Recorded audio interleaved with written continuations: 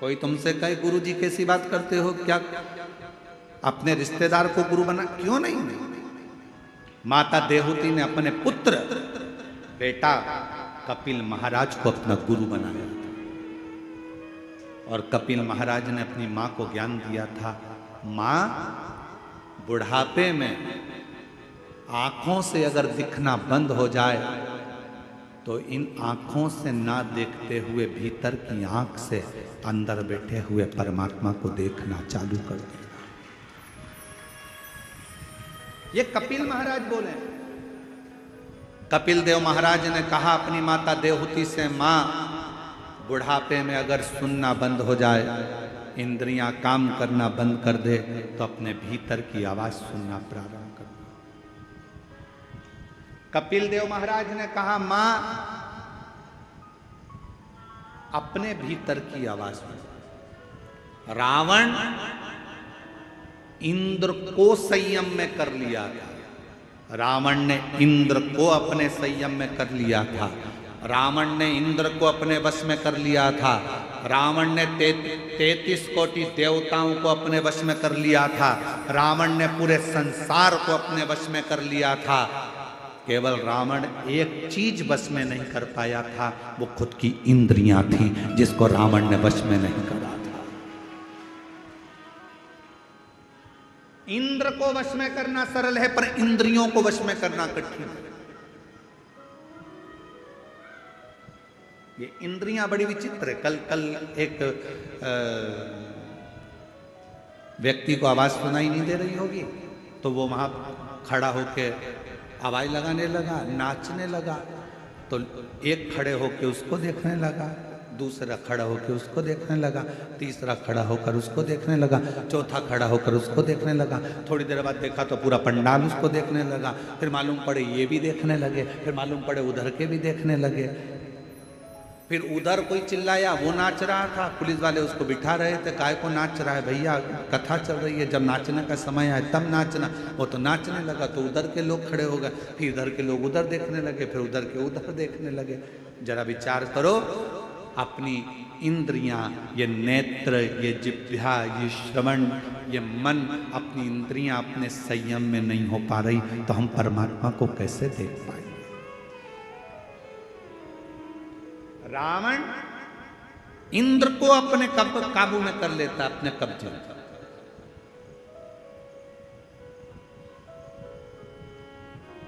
रावण इंद्र को अपने संयम में कर लेता है। रावण देवताओं को अपने कब्जे में कर लेता है। रावण सबको अपने अधीन कर लेता है। पर लंका का राजा रावण अपनी इंद्रियों को अधीन नहीं कर पाया।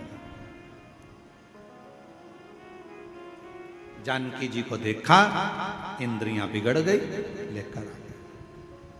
बहन सूपनखा ने कुछ कहा, इंद्रियां बिगड़ गई, गुस्से में लाल हो गया।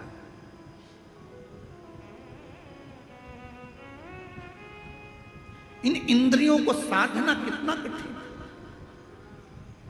अरे आज के जमाने में अच्छे अच्छे महात्मा, संत, महाराज, बड़े बड़े जितने भी हैं, इंद्रियों को साधना सबसे कठिन काम है कि ये अपनी इंद्रियों को भी साधे। और इंद्रियों को साधने का सबसे सुंदर अगर कोई तरीका है, आज कलयुग में, कलिकाल में, अगर इंद्रियों को साधने का सबसे सुंदर तरीका है, रावण भी उस तरीके को जान चुका था। रावण ने विचार कर लिया था, मैंने इंद्र को अपने कब्जे में कर लिया, मैंने इंद्र को अपने संयम में कर लिया, मैंने देवताओं को अपने अधीन कर लिया। रावण समझ चुका था, सबको मैंने अपने अधीन कर लिया, पर मेरी इंद्रियां मेरे अधीन नहीं हो रही है। तब रावण ने विचार करा कि इंद्रियों को अधीन करने के लिए क्या करना पड़ेगा। तो मन में सोचा, शंकर भगवान के शिवलिंग पर एक लोटा जल चढ़ाना पड़ेगा। शंकर भगवान के शिवलिंग को अपनी लंका में लाना पड़ेगा। शंकर भगवान के शिवलिंग को लंका में लाकर पूजन करना पड़ेगी। शंकर भगवान के शिवलिंग के पास रोज जाना पड़ेगा। जब शंकर भगवान को अपन एक लोटा जल चढ़ाएंगे, शिव जी की आराधना करेंगे, तो इंद्रियां संयम में हो जाएगी। रावण को उसी समय सूचना मिली कि शिव लाना है। रावण चले गए कैलाश, शंकर भगवान से शिवलिंग मांगा, लेकर चल दिए। शंकर जी ने सोचा इंद्र काबू में हो गया चलेगा, देवता इसके काबू में हो गए चलेगा, पर इसकी इंद्रियां मुझे काबू में नहीं करना है। तो शंकर भगवान का शिवलिंग लाते लाते रावण संध्या करने के लिए रुका और भगवान शंकर का शिवलिंग जमीन पर रख दिया गया। फिर वो उठा नहीं, बाबा वैद्यनाथ के रूप में विराजमान।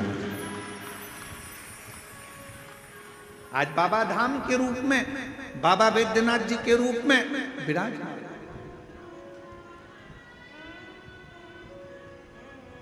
शिव जी नहीं चाहते थे कि ये इंद्रियां संयम में हो।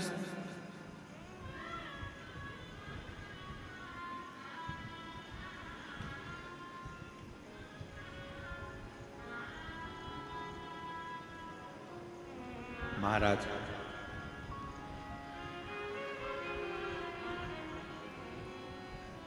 ये इंद्रियां संयम में हो, ये बहुत कठिन विषय है। आज के जमाने में, कली काल में, इंद्रियों को संयम में लाने के लिए सबसे सुंदर तरीका है एक लोटा जल सारी समस्या का। यह हमारी इंद्रियों को भी संयम में,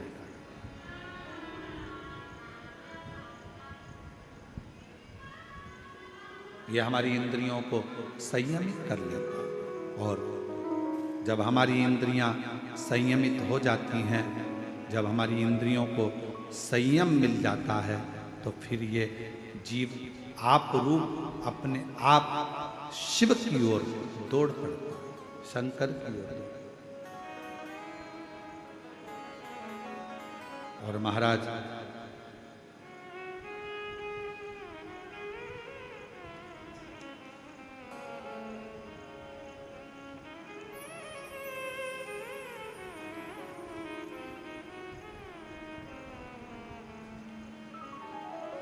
इन इंद्रियों का संयमित होना यह निश्चित करता है कि हम शिव के कितने करीब हैं।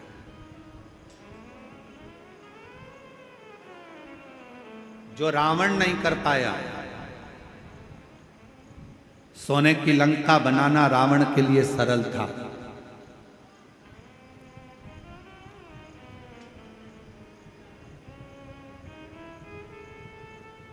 परिवार को बसाना रावण के लिए सरल था।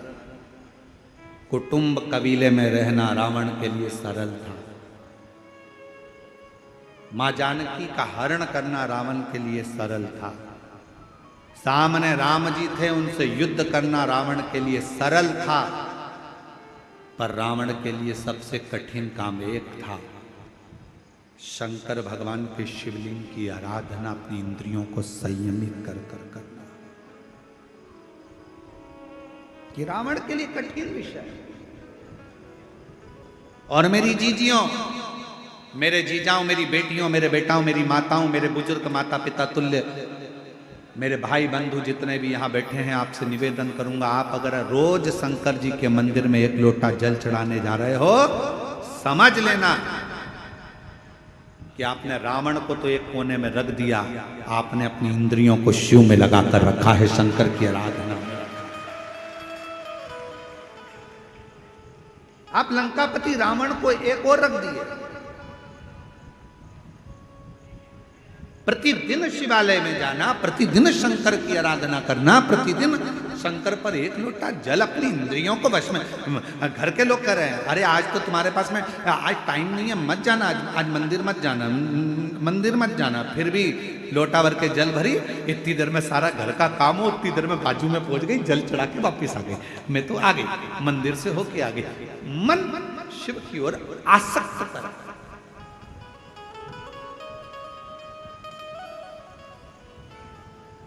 एगो बहन आई हैं, शायद रायपुर से हैं, वो जी कल बोल रही थी, मिल दर्शन के लिए आई थी जब, कि गुरुजी ये बोलो, ये बताओ कि आप कथा में कह रहे थे कि भगवान शंकर के लिए समय मत बांधना, सुबह 9 बजे बांधोगे तो वो अर्चन डाल देगा, 10 बजे बांधोगे तो अर्चन डाल देगा, 11 बजे डालोगे तो अर्चन डाल देगा। कल वो प्रश्न कर रही थी, शायद है कि गई पता नहीं, तो वो प्रश्न कर रही थी कल। तो मेरा उन बहन से निवेदन है, शंकर भगवान समय नहीं बांधने दे रहे हैं, इसलिए नहीं बांधने दे रहे हैं कि बाप से मिलने का कोई समय नहीं होता। तुम्हारा जब मन पड़ जाए तब अपने बाप से मिलने पहुंच, अपने पिता से।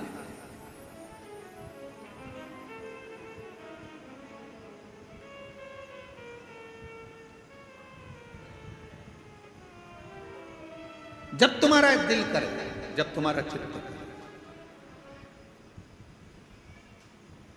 फूलों की कलियों में, काशी की गलियों में, फूलों की कलियों में, काशी की गलियों में, तेरे बिना कुछ नहीं, तेरे बिना भी क्या जीना ओ बाबा रे, तेरे बिना भी क्या जीना ओ शंभु रे, तेरे बिना भी क्या जीना। फूलों की कलियों में, काशी की गलियों में, फूलों की गलियों में, काशी की गलियों में, तेरे बिना कुछ कहीं ना, तेरे बिना भी क्या जीना ओ, तेरे बिना भी क्या जीना ओ बाबा रे, तेरे बिना भी क्या जीना ओ शंभु रे, तेरे बिना भी क्या जीना। उसके बिना सब सूना लगे, सब सूना। कोई मीडिया वाले पूछ रहे थे किसी बहन से, हमने तो किसी ने भेजा तो ललित जी के मोबाइल पर सीहोर पहुंचा होगा तो देखा, किसी मीडिया वाले ने यहीं छत्तीसगढ़ में ये निकुंभ की कथा में एक बहन जी से पूछा, बताओ आपको यहाँ आकर कैसा लग रहा है, कहाँ से आई हो? उसने कहा मैं वहां से आई हूँ, इतनी दूर से। मीडिया वाला बोला हाँ, कैसा लग रहा है? उसने कहा अपने बाप के घर में बेटी को हमेशा अच्छा ही लगता है। कथा में पूछा जाता है, सोशल मीडिया, यूट्यूबर पूछते हैं आपको कैसा लग रहा है यहाँ आकर? माताएं जवाब देती है अपने बाप का घर है, पिता का घर है। शिव महापुराण की कथा नहीं है, ये मेरे पिताजी से मिलने का एक स्थान है जहां पर बेटी अपने बाप से कहने के लिए आती है। फिर एक ट्रेगल साइकिल चलाने वाले, किसी के पाँव में तकलीफ थी, कोई ट्रेगल साइकिल चलाने वाले कोई भाई से पूछा, उसका भी यूट्यूब पे डला हो, उससे पूछा तुम अपनी साइकिल से आए इतनी दूर? हाँ। कितना किलोमीटर दूर? कहा 35 किलोमीटर दूर साइकिल चला कर आ गए। हाँ, किसके लिए? तो वो ट्रेगल साइकिल वाले ने कहा देव अधिदेव महादेव के लिए, मन में था इसलिए, मन में था, पहुंच। और देखो ये लाखों की जो भक्ति दिख रही है, लाखों शिव भक्त यहाँ आए हैं, ये आप लोगों की भक्ति ही आपको लाई। अब आप इतनी सारी संख्या में यहाँ पहुँचे हो तो मेरे शंकर भगवान तुम तो यहाँ पहुँच जाते हो। तुम्हारे कथा में आने से आधे से ज़्यादा टेंशन शंकर जी को हो जाता है कि अभी आके बैठ गई है, आ गया है तो इसको देना तो पड़ेगा। देखो भाई, शादी में अगर आए हो तो फिर तुम जिसके घर आए हो तो उसको मिठाई का डब्बा या साड़ी या कपड़ा तो देना ही पड़ता है। उसी तरह जो शिव महापुराण की कथा में जाकर बैठ जाता है, शंकर भगवान को उसको देना तो पड़ता ही।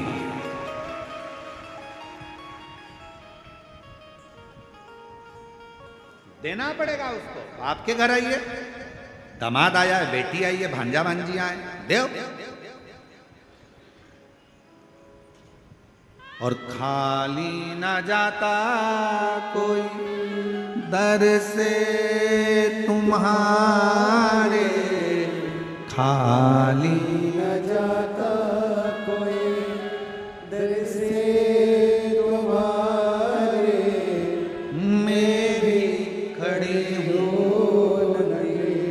बाहें पसारे, अपने हृदय लगा लो, लगा लो कि न जा रहा हो, उठा लो, उठा लो भोले अब अपने दर से, अब तो ना टालो, गिरा जा रहा हूँ, उठा लो, उठा लो। उसका फर्ज है।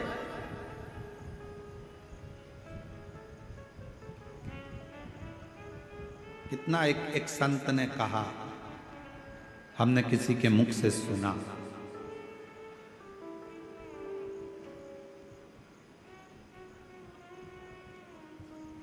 बेटे को देना कर्म है। किसी के मुख से सुना था, बाप अगर बेटे को दे रहा है, जमीन दे रहा है, घर दे रहा है, प्रॉपर्टी दे रहा है, पैसा दे रहा है, बेटे को देना कर्म है, पर बेटी को देना धर्म है।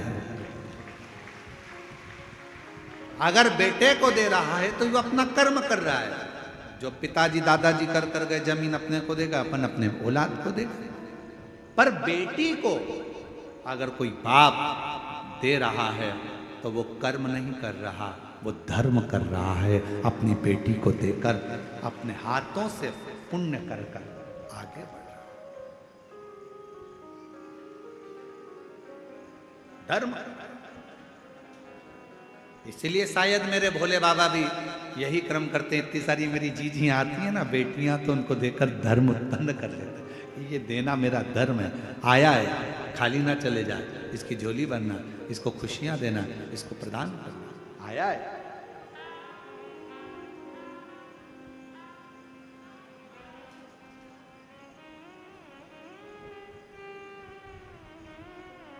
कल एक कथा चल रही थी भंवरे की, भ्रमर की।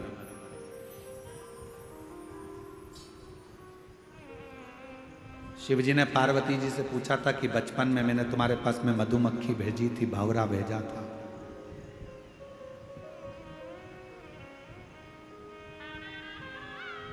एक भी मधुमक्खी नहीं दिखी, एक भी भंवरा नहीं दिखा। वो मधुमक्खी वो भंवरे कहाँ चले गए?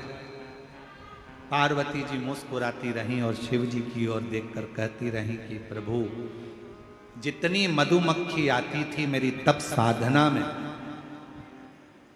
जब मैं शंकर भगवान के पार्थिव शिवलिंग का पूजन कर रही थी, और मधुमक्खी जितनी आती थी, जितने भंवरे आते थे, वो मुझे पास में आकर गुंजायमान होते थे, मेरे आसपास में घूमा करते थे।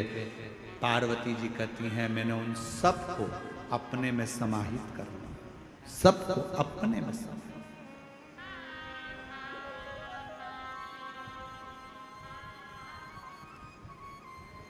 सबको अपने में समाया।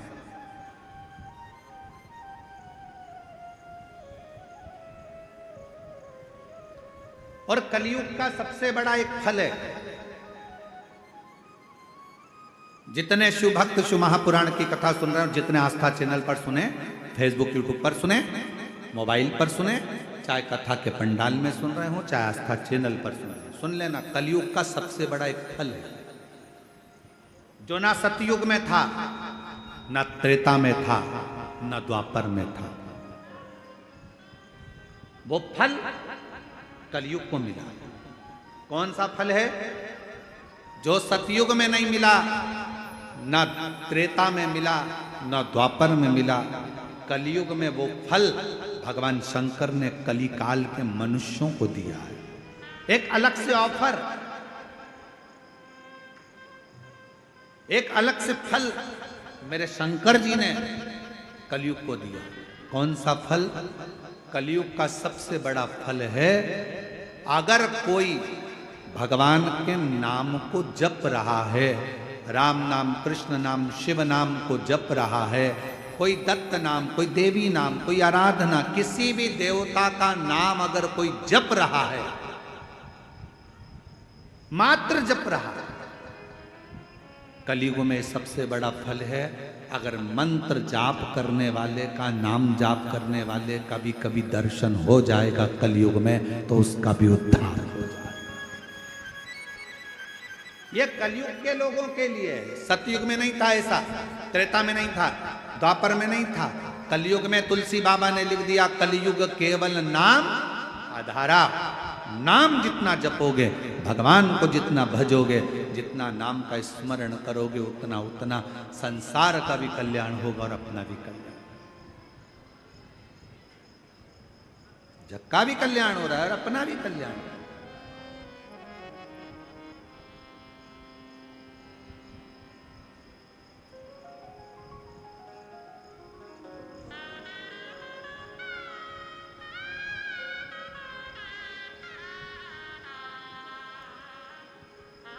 बस उसमें अपने हृदय को रमा। पार्वती, मैंने तुम्हारे पास में भंवरा भेजा। पार्वती, मैंने तुम्हारे पास में मधुमक्खी भेजी। पार्वती, मैंने तुम्हारे पास में अर्चन डालने के लिए बहुत कुछ भेजा, पर समझ में नहीं आया वो गया कहां। पार्वती जी कहती हैं, प्रभु आपकी आराधना करते समय, आपकी साधना करते समय, आपके मंदिर में जाते समय, आपकी कथा का स्मरण करते समय अगर कोई बड़ी दुख अर्चना, कुछ अगर अड़ंगा भी आ रहा है, कुछ अड़चन आ रही है, तो वो आपके भजन से, आपके स्मरण से, आपके कीर्तन से समाप्त हो जाए।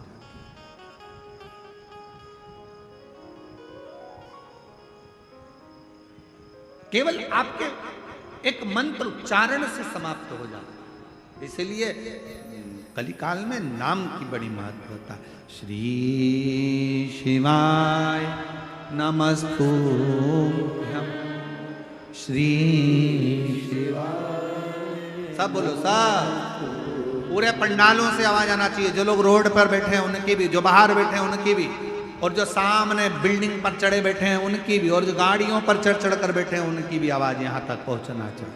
सब बोलो, श्री शिवाय नमस्तुभ्यं, श्री शिवाय नमस्तुभ्यं, श्री शिवाय नमस्तुभ्यं, श्री शिवाय नमस्तुभ्यं, श्री शिवाय नमस्तुभ्यं, श्री शिवाय नमस्तुभ्यं, श्री शिवाय नमस्तुभ्यं, श्री शिवाय नमस्तुभ्यं, श्री शिवाय नमस्तुभ्यं, श्री शिवाय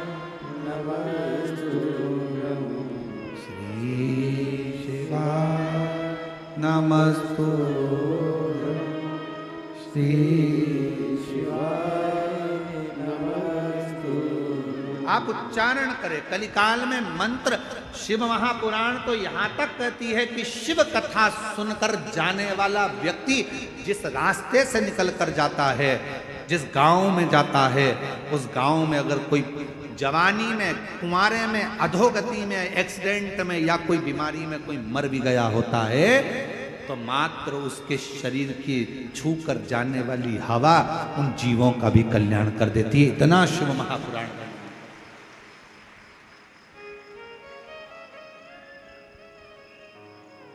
अपने दिल की बात अपने पास रखो, अपने मंत्र की बात अपने पास रखो, अपने स्मरण की बात अपने पास रखो। जैसे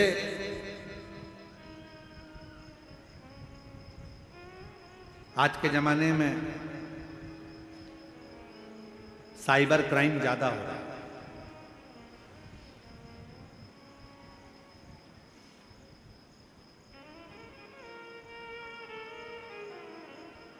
नए नए लड़का लड़कियां मोबाइल चलाते हैं, बेटा बेटियां बुजुर्ग माता भाऊ मोबाइल चलाते, इतना इनको अंदाजा नहीं रहता। किसी ने फोन कर दिया, तुम्हारा लड़का गलत काम में पकड़ाया, पुलिस थाने में बंद है, हम इस थाने से बोल रहे हैं।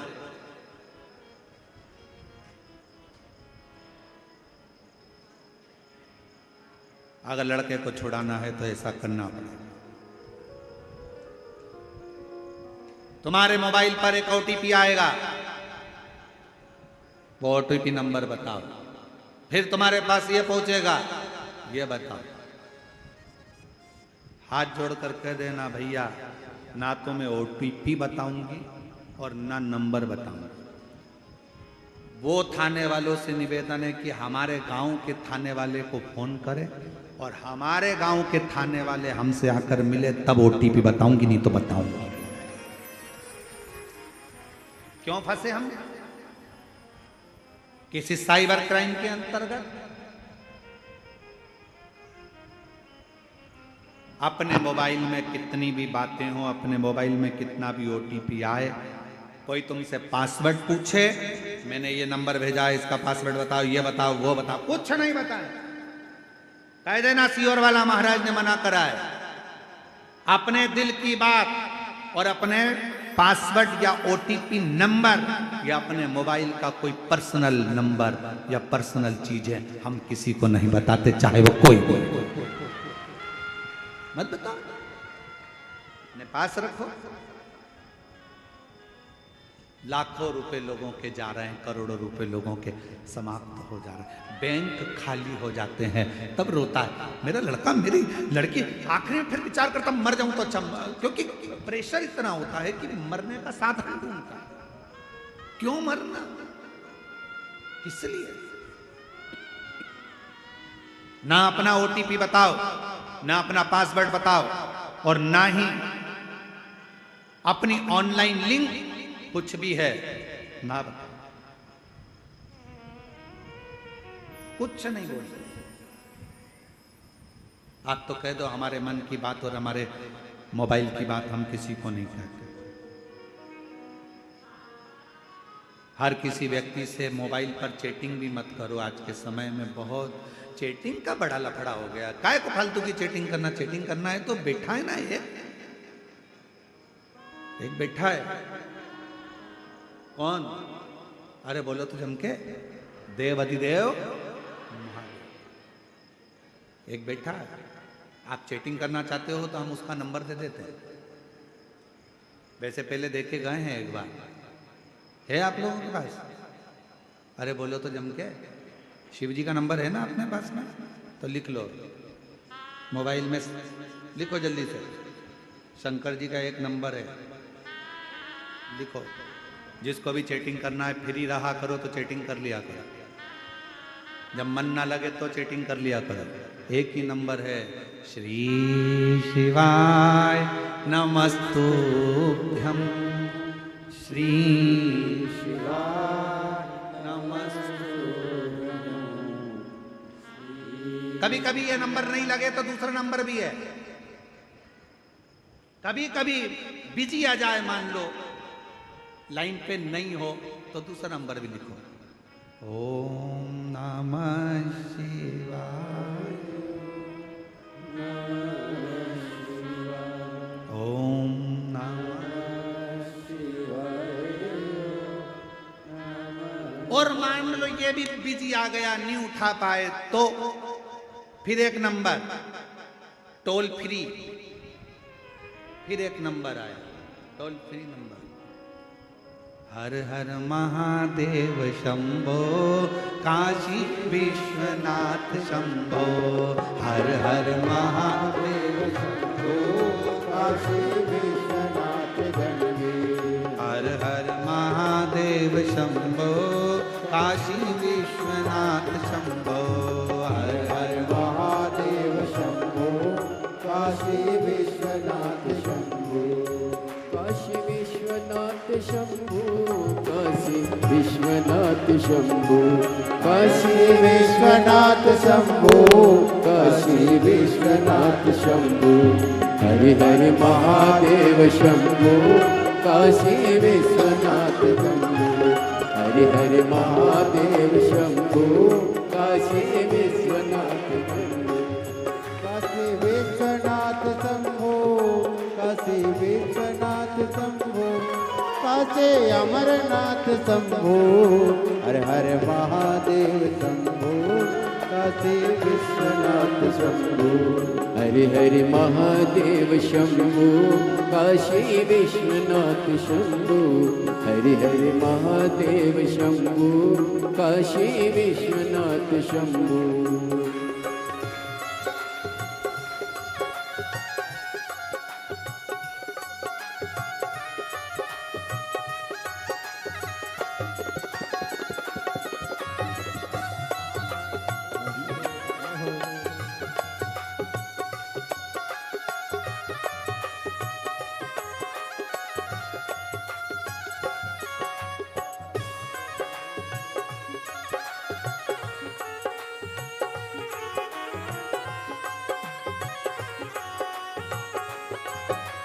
जय हो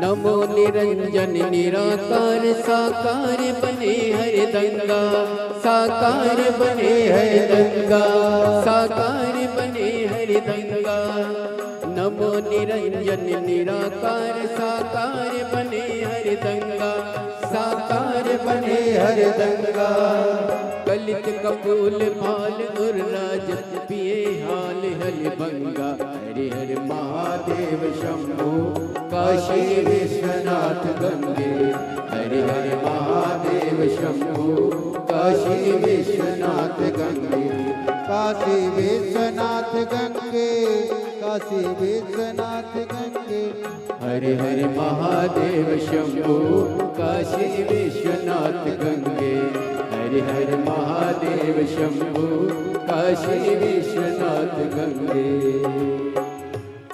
गंगे काशी विश्वनाथ गंगे काशी विश्वनाथ गंगे काशी विश्वनाथ गंगे हरि हरि महादेव शंभो काशी विश्वनाथ गंगे हरि हरि महादेव शंभो काशी विश्वनाथ गंगे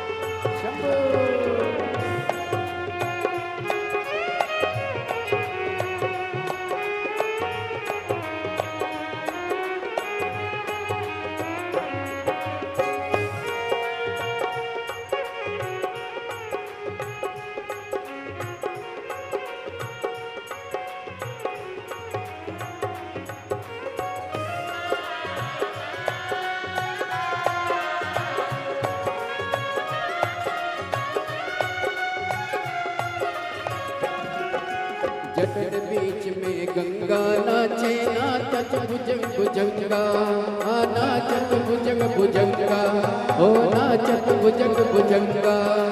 जटन बीच में गंगा नाचे नाचत भुजंग भुजंगा, ओ नाचत भुजंग भुजंगा।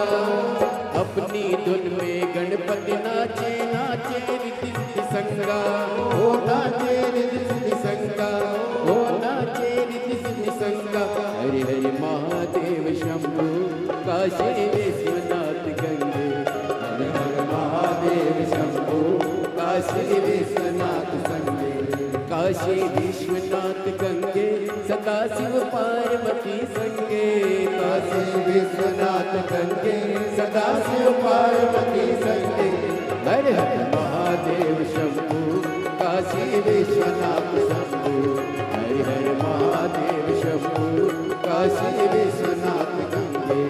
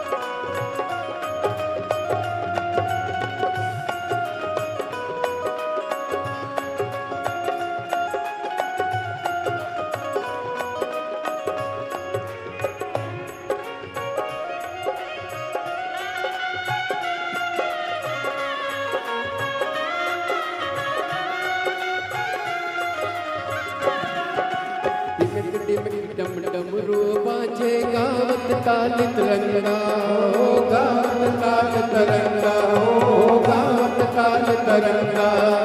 डिमक डिमक डिम डमरू बाजे गावत ताल तरंगा, ओ गावत ताल तरंगा, ओ गावत ताल तरंगा। डिमक डिमक डिम दागे मुरली और चंगा, ओ मुरली और चंगा, मुरली चंगा। हरि हरि महादेव शंभु काशी विश्वनाथ गंगे, हर हर महादेव शंभु काशी विश्वनाथ गंगे। हर हर महादेव शंभो काशी विश्वनाथ गंगे, हर हर महादेव शंभु काशी विश्वनाथ गंगे। हर हर महादेव शंभु काशी विश्वनाथ गंगे, हर हर महादेव शंभु काशी विश्वनाथ। हर हर अपने स्थान पर बैठकर शिव जी से अपने मन का भाव करिए, दिल से प्रार्थना करो, विनय करो, निवेदन करो। जहाँ जगह मिले वहाँ बैठकर बाबा को अपने मन का भाव करिए, हृदय से प्रार्थना करो, विनय करो, निवेदन करो। आज कथा का विराम दिवस है। बाबा से अपने मन का भाव हृदय से प्रार्थना करिए, विनय करिए, निवेदन करिए। जहाँ जगह मिले वहाँ बैठकर बाबा को अपने हृदय से प्रार्थना करो, विनय करो। सभी लोग साथ में बोलें, प्रार्थना करें, बाबा को अपने मन का भाव करें।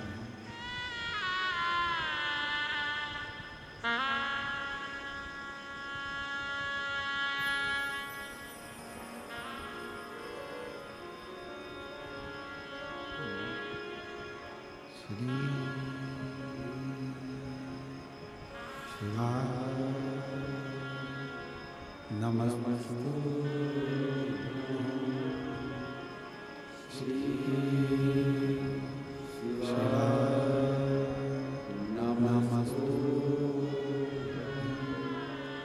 श्री शिवाय नमस्तुभ्यं श्री शिवाय नमस्तुभ्यं श्री शिवाय नमस्तुभ्यं भोला सब दुख काटो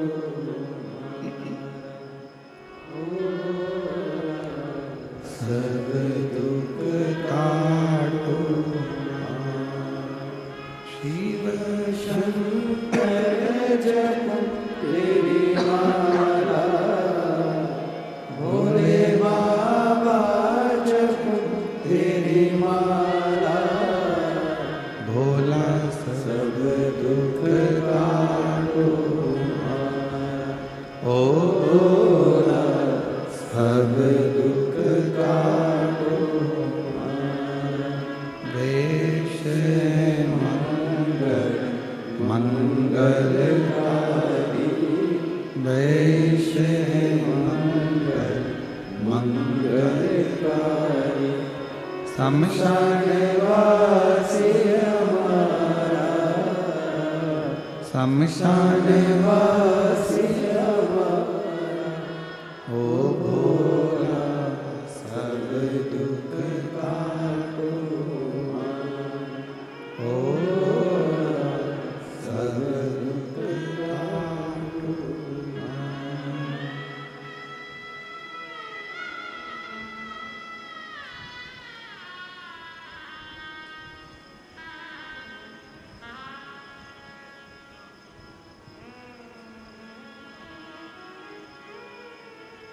बाबा देवादिदेव महादेव भगवान शिव ओगरदानी त्रिकालदर्शी कैलाशी विनाशी शंकर की कथा करें। शिव महापुराण की कथा वर्णन कर रही है। शिव जी का चरित्र कह रहा है। भगवान शंकर ने मां पार्वती जी से पूछा, इतने भंवरे इतनी मक्खियां मधुमक्खियां कहाँ गई? जगत जननी माँ कहती है कि पूजन करते समय जो मेरे करीब में आता था मैं उसको अपने अंदर ही समा लेता।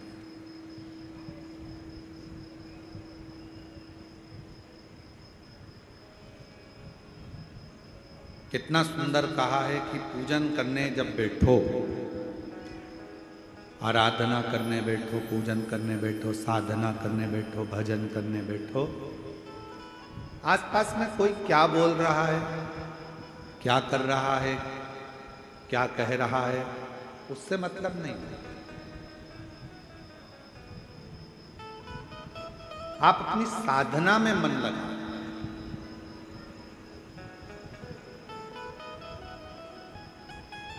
एक बहन ने एक पत्र लिखा है,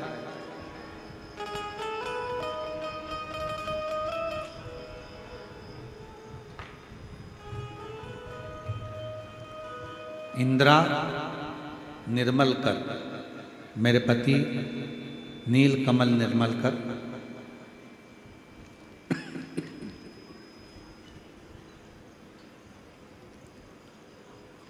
ग्राम हसदा, जिला बालोद, छत्तीसगढ़ की निवासी हूँ।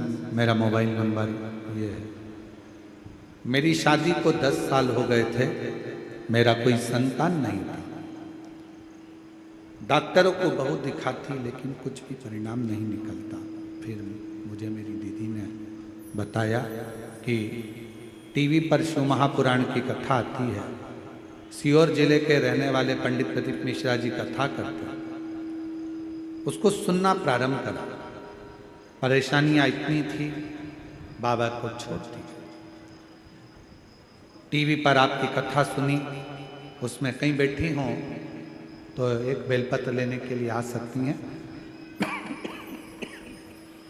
इंदिरा निर्मलकर, पति नीलकमल निर्मलकर, ग्राम हसदा, जिला बालोदा, छत्तीसगढ़। लोगों के ताने सुनती, अपशब्द कहते, आड़ा टेढ़ा कहते, कोई मुझे बांझ कहता, कोई कुछ कहता, पर मैंने भी आपकी कथा सुनकर एक विश्वास अपने अंदर एकाग्रित करा। पशुपतिनाथ का व्रत किया और पशुपतिनाथ का व्रत किया और 1 महीने के अंदर मेरा गर्भ ठहर गया। 24 मई 2023 में बाबा की कृपा से मुझे संतान की प्राप्ति हुई और बाबा की ऐसी करुणा हुई कि बाबा की कृपा से मेरे घर में औलाद की प्राप्ति, संतान की प्राप्ति शिव की कृपा से। पर बच्चा तो हुआ, एक लड़की ने जन्म लिया गुरुदेव, पर कुछ समय के बाद हो सकता है हमारी लापरवाही या अन्य चीज के कारण बेटी का भगवान के घर चली गई। बहुत निराश हो गई मैं। मेरे माँ बाप मेरे को देखकर रोते, इतने सालों के बाद तो बच्चा हुआ, वो भी चली गई। पर मैंने अपना विश्वास नहीं तोड़ा। आप कहते हो ना गुरुजी, विश्वास को मत तोड़ना, तो सूखे हुए